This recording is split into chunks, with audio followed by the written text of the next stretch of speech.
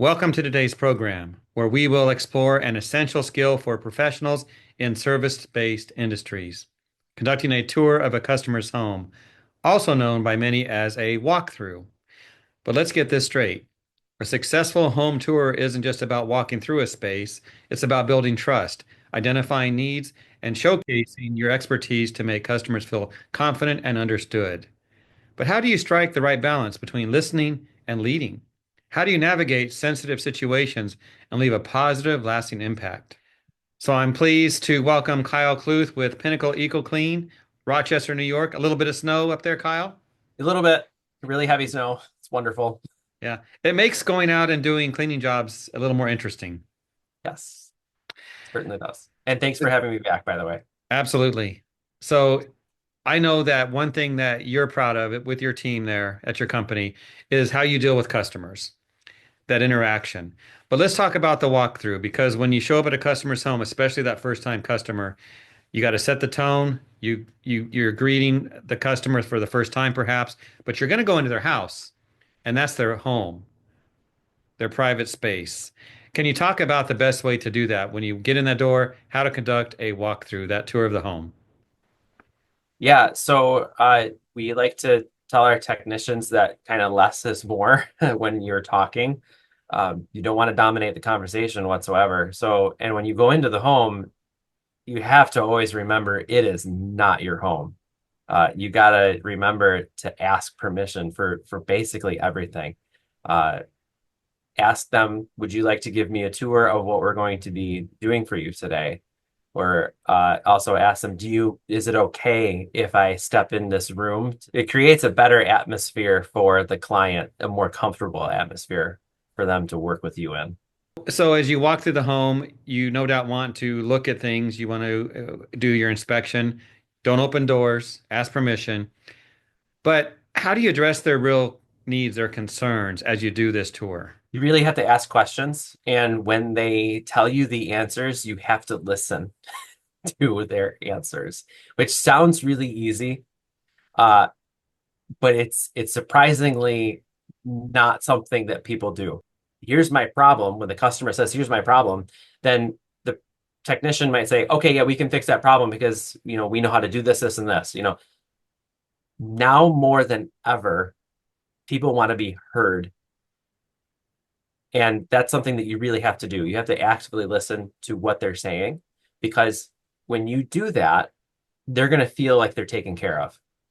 Like, think about it for yourself. If you have somebody at your house and they kind of railroad you and they don't listen to you, how likely are you going to be to call them back? Even if they did a great job, people don't feel like if people feel like if you don't listen to them, that they don't care about it because it's you didn't do a good job. He didn't really listen to me. I don't want to have him back in my house. That sounds so simple.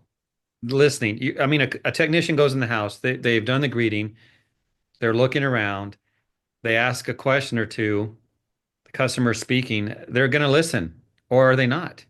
And also, act just to add to that a little bit, actively listening, okay, I had this stain. The customer wants to tell you the history of the stain. You might not want to hear it.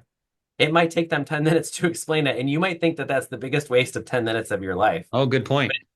It really is not. It's actually might be the most profitable 10 minutes of your day because that is what will seal the deal for them to call you back when they have another stain or just call you back in general to clean the carpets again.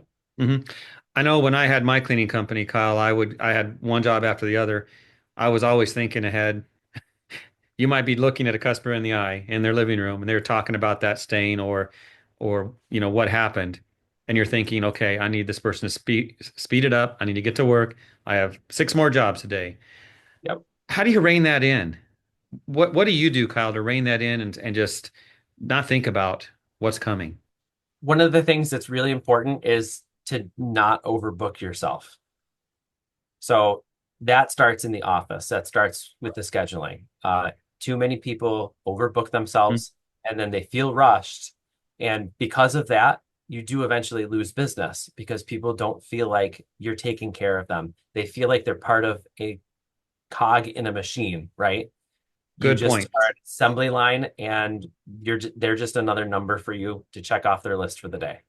That's something that they're going to pick up on. People are intuitive. Yeah. Last point. When you're in a home, you're getting the tour, you're doing a few rooms, maybe the whole house, maybe some furniture, whatever the job is.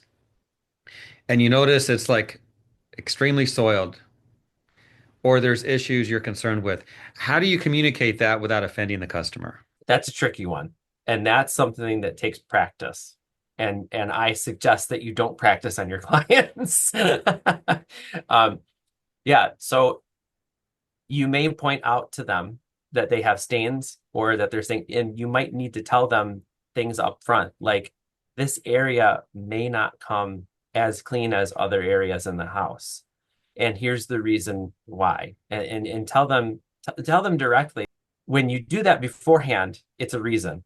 As my dad says this all the time. My dad is, in case nobody knows, he's the owner of Pinnacle Eco Clean all the time. You tell them before, and it's a reason. If you tell them after, it's an excuse. So be upfront with people and just tell them exactly what they need to hear. But you got to do it in a very dignified way, and that takes practice. It does, and I often think about that bedside manner that doctors might have. I mean, a doctor can say, "Yeah, you're sick. You did this wrong, and it's all your fault," which is maybe true, but it's not what you want to hear. I think the same with customers in the home. You got to be careful with what you say. Choose your words carefully. Have that good bedside manner in a way. Yes, the carpet side manner. There you go.